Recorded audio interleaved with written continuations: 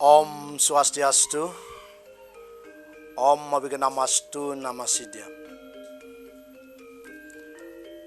Umat sedharma yang berbahagia, para pemirsa Bali TV yang budiman, yang saya hormati, pada kesempatan yang baik ini, dalam acara Dharma Wacana, saya akan mengangkat sebuah judul tentang Pitrayatnya, yaitu pelaksanaan upacara Pitrayatnya di masa pandemik COVID-19, yaitu melaksanakan yatnya yang sesederhana mungkin, tidak mengurangi makna, dan sesuai dengan sastra. Sesungguhnya ini yang sebenarnya perlu kita sampaikan kepada masyarakat luas, bahwasanya tingkatan-tingkatan yatnya itu sudah pasti semua orang sudah mendapatkan suatu tugas atau penjelasan tentang tingkatan-tingkatan yatnya. Kalau sesungguhnya terbagi tiga, ada nista, madya, utama. Kadangkala di masyarakat kita salah tafsir bahwa nista itu dikira sangat jelek, sangat tercela. Namun sesungguhnya nista itu adalah naista, bahasa Sanskrit, yang artinya apa? Kesederhanaan yang berjalan.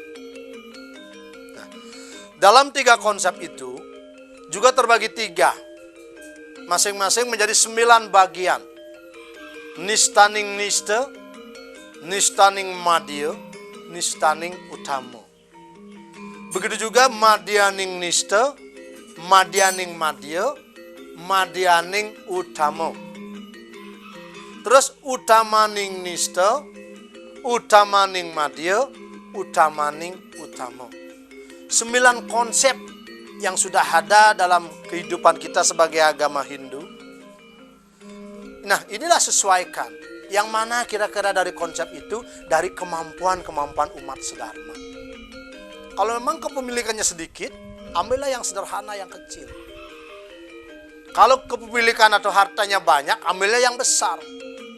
Sehingga di sini kalau ada orang punya harta banyak, kekayaan banyak, perusahaan banyak, ngambil upacara yang kecil, inilah yang disebut dengan mipit. Tidak sesuai. Begitu juga istilahnya sugih metape lacur. Kalau ada orang yang ekonominya sedikit, ekonominya rendah, mengambil yatnya yang tinggi karena ego, karena gengsi, membuat upacara yang besar, itu artinya apa? Orang miskin metape sugih. Sehingga kepintaran saudara-saudara untuk memilih sesuai dengan kemampuan. Ya baik, kalau kita berbicara masalah pitrayatnya, itu ada landasan-landasan dasar. Mengapa orang melaksanakan pitrayatnya? Apakah tidak boleh dengan hal-hal umat yang lain tidak perlu melaksanakan itu? Kalau kita di Bali berlandaskan landasan dasar dari sastra Hindu, itu ada yang disebut dengan Trirena. Salah satunya adalah Pitrarena. Rena itu utang. Bagaimana piutang kita? Utang kita kepada pitra, kepada orang tua, kepada leluhur. Itulah salah satu untuk membayarnya dengan upacara pitrayatnya atau ngaben. Itu landasan dasarnya. Yang kedua, kalau kita berbicara ngaben, itu berbicara dengan suatu adat agama dan kepercayaan. Dalam sekeptu kepercayaan masyarakat Bali, masyarakat itu masih mempunyai satu keyakinan bahwa roh leluhur, roh yang sudah disucikan itu masih mampu melindungi kehidupan kita. Sehingga tidak heran kadang-kadang kita mohon kepada leluhur untuk memberikan perlindungan dalam hidup kita ini. Nah, dengan landasan perlindungan itu kepada leluhur, bagaimana sekarang kita mensucikan, meruat leluhur kita, sehingga istilah agama patunggalan ning atma, hari parama atma. patunggalaning siwa menjadi parama siwa. Nah, bagaimana siwa dalam diri kita atau percikan kecil Tuhan kita dalam Atman akan menjadi parama siwa, sehingga harus dijadikan siwa dulu. Bagaimana konsepnya menjadikan siwa? Satu, dengan mendikse, sehingga dengan melakukan dikse berarti sudah mulai meningkatkan diri ke tahapan-tahapan Brahmana. Itu dikse. Nah, kalau di masa hidup kita belum mampu untuk melaksanakan dikse, makanya di saat kita meninggal ada yang namanya upacara mendikse yang disebut dengan ngaskara. Pengaskaran itu artinya pendiksan. Mendikse sang atma sehingga akan menjadi parama atma. Mendikse sang atma menjadi siwa, sehingga dengan siwa akan bisa dengan gampang masuk ke parama siwa. Itu landasannya, perlindungan. Yang ketiga, masyarakat kita masih sangat percaya dengan suatu pancasarada, yaitu bagian yang punarbawa, reinkarnasi. Kita masih percaya kakek kita, buyut kita yang dulu itu akan menjelma kepada anak cucu kita, sehingga dia akan mungkin dengan sifat yang sama, atau mungkin dia akan mengalami suatu hal-hal yang di luar nalar manusia karena hubungan dari punarbawa ini, kelahiran kembali. Nah, itulah landasan dasar mengapa kita melaksanakan upacara ngaben. Ya. Yang selain dari itu, dari membedah masalah ini, kita menuju ke pengertian dari ngaben itu. Apa sih ngaben itu? Ada orang bilang ngaben itu ngabehin, sehingga kalau tidak punya banyak uang tidak bisa. Tetapi dalam sastra disebutkan ngaben adalah ngabuin, ngabu. Ngabu itu artinya apa? Membakar, menjadikan abu. Nah, itu dalam suatu tatanan definisi ngaben mempercepat proses pengembalian panca maha buddha. Karena tubuh kita ini terbentuk dari 5 unsur satkasar: pertiwi, apah, teja, bayu, akasa. Pertiwi, ya, sat padat, ya, semua tulang, semua daging itu dikembalikan. Ya, apah, sat cair, ya, makanya dalam bentuk keringat, dalam bentuk lendir-lendir. Ya. Teja itu sinar, sehingga kalau orang bilang, wah ini orangnya luar biasa, berwibawa, matanya bersinar. Bukan berarti matanya kayak balon, enggak. Tapi dia punya suatu sinar-sinar yang mampu membuat kewibawaan dirinya. Teja, ya. Bayu, tenaga, ya.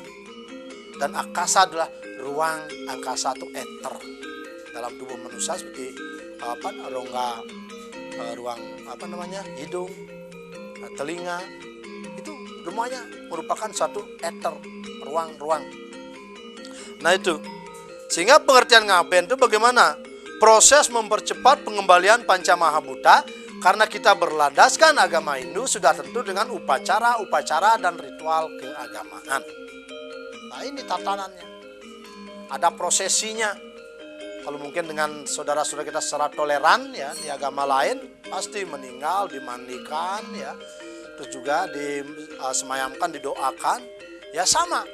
Cuman bedanya kalau kita ada yang namanya tersentuh dengan upacara.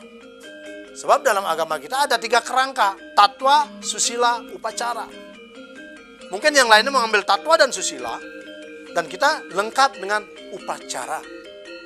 Namun upacara yang sesuai dengan tatwa dan berdasarkan susila dan sosiologi masyarakat. Ini yang menyentuh dalam suatu tatanan upacara ritual ngaben. Nah, itu dasar-dasar dari pemahaman pengertian ngaben dan landasan-landasan dasar untuk melaksanakan upacara ngaben. Nah, kalau kembali kita ke tema, melaksanakan niatnya yang sesederhana mungkin, tidak mengurangi makna berdasarkan sastra. Sesungguhnya umat sedharma yang berbahagia, begitu juga pemirsa Bali TV yang budiman, di saat musim sekarang ini, mungkin semua pemirsa merasakan 1,5 tahun, dan mungkin ke depannya lagi 1 tahun lagi, kita masih tanda tanya bagaimana kira-kira perputaran ekonomi kita. Apalagi di Bali, mohon maaf, ya, saya juga mengamati di pariwisata. Bali daerah pariwisata, kalau tanpa pariwisata tidak bisa hidup. Kalau tanpa pariwisata, yadnya juga tidak akan bisa lancar seperti dulu. Sebab semua datangnya, baik itu kehidupan beryadnya, adat, budaya yang ada di Bali dan agama, itu landasan dasarnya apa? Pasti berdasarkan pariwisata. Sehingga pariwisata di Bali itu berdasarkan seni, budaya, dan agama yang bernapaskan agama Hindu.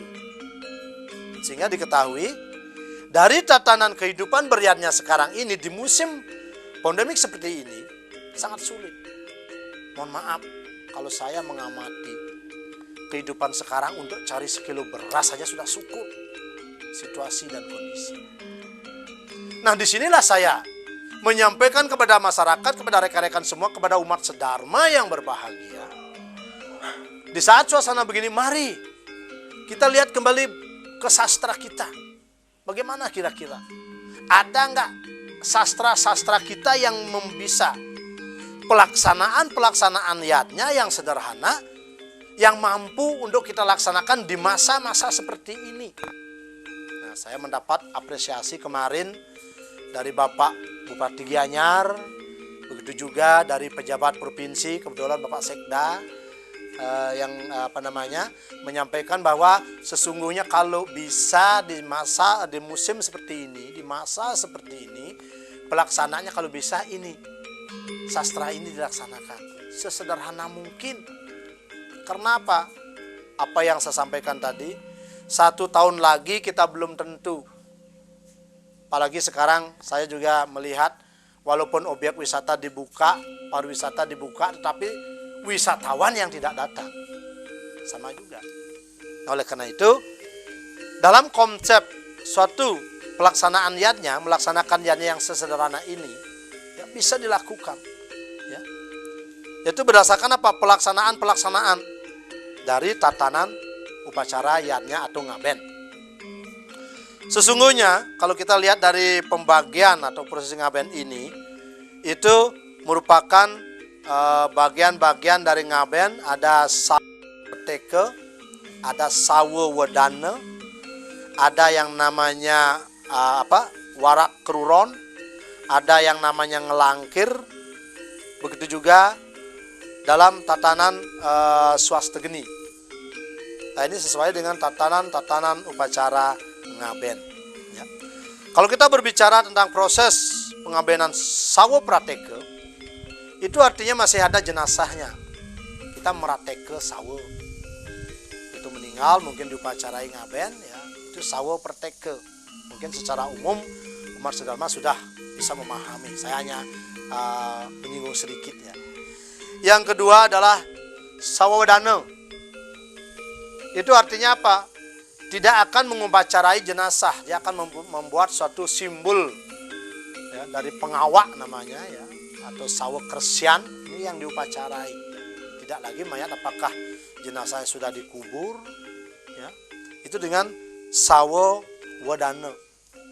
Terus swaste itu artinya bila mana kita ngaben tidak ditemukan jenazahnya, mungkin dia hanyut di laut, mungkin terkubur oleh tanah longsor dan sebagainya. Nah, itu dengan menggunakan sarana ilalang atau ambengan, ya. Terus dari beberapa tingkatan ngaben atau prosesi dari di bawah umur anak-anak, itu ada namanya ngelungah, ada namanya ngelangkir, ada juga yang namanya warak keruron. Kapan upacara warak keruron ini dilakukan? Apabila bayi itu terlahir masih dalam gumpalan darah, tetapi sudah mulai berbentuk, ya. Kalau istilahnya sekarang menggugurkan, ya. Ada seorang ibu yang menggugurkan, sudah darahnya, gumpalan darah sudah membentuk sedikit bayangan manusia. Nah, itu tidak tersentuh dengan ngaben sawo prateke dan sawo wedana. Dia akan menggunakan prosesi warak keruron. Ini adalah prosesinya. Yang kedua, ada yang namanya ngelangkir.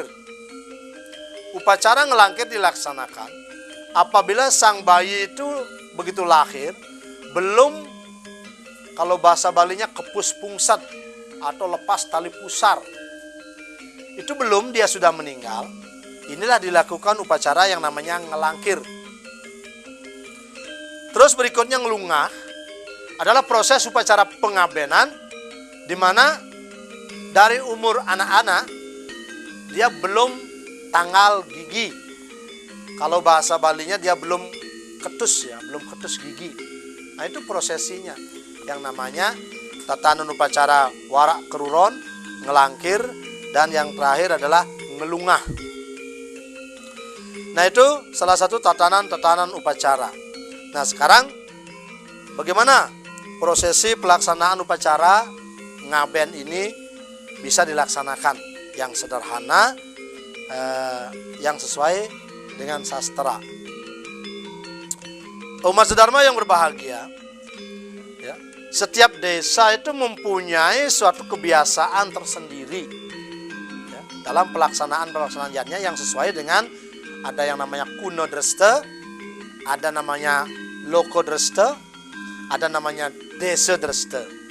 Tapi Parisade sudah mengimbau semua bagaimana tatanan desa dreste, kuno dreste, dan purwo dreste minimal berdasarkan patokan sastra dreste.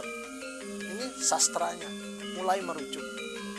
Sebab sastra-sastra itu juga lahir dan timbul dari bagaimana mengemas kuno dreste, desa dreste, loko dreste. Nah ini ketiga hal tersebut bersumberkan sastra. Inilah ciri-ciri keunikan dari fleksibilitas dalam ajaran-ajaran agama Hindu di Bali dan dalam pelaksanaannya yang hikmat. Nah itu salah satu dari tatanan desa adat. Ya baik, kalau kita berbicara pitra yatnya, merupakan istilah bagi umat Hindu yang tidak asing lagi. Mungkin dimanapun ya, termasuk bukan di Bali saja. Kalau di luar Bali juga ada yang namanya pitrayatnya, ya, dari bagian dari pancayatnya. Baik itu nasional maupun lokal kita. Ya. Mungkin juga masyarakat internasional tidak akan asing lagi, karena banyak juga wisatawan asing yang datang ke Bali ingin melihat bagaimana upacara pitrayatnya atau ngaben. Ya.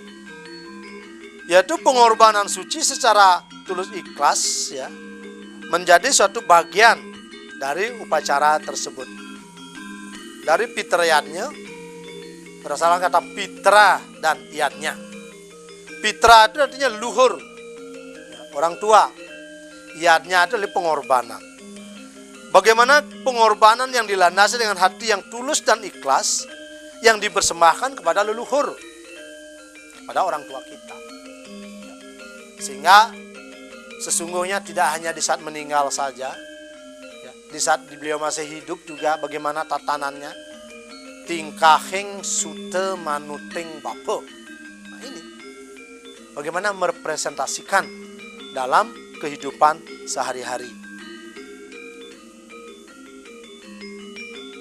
Tiga utang itulah tadi, apa yang saya sebutkan dalam Trirena merupakan landasan dasar dari pelaksanaan pitrayatnya. Begitu juga kepercayaan terhadap perlindungan roh-roh leluhur yang menuntun kehidupan kita. Nah itulah memerlukan satu pengorbanan para leluhur yang sudah disucikan dengan upacara ngaben atau ngabuin, ya, yaitu membakar dalam tatanan untuk mengembalikan panca mahabhuta.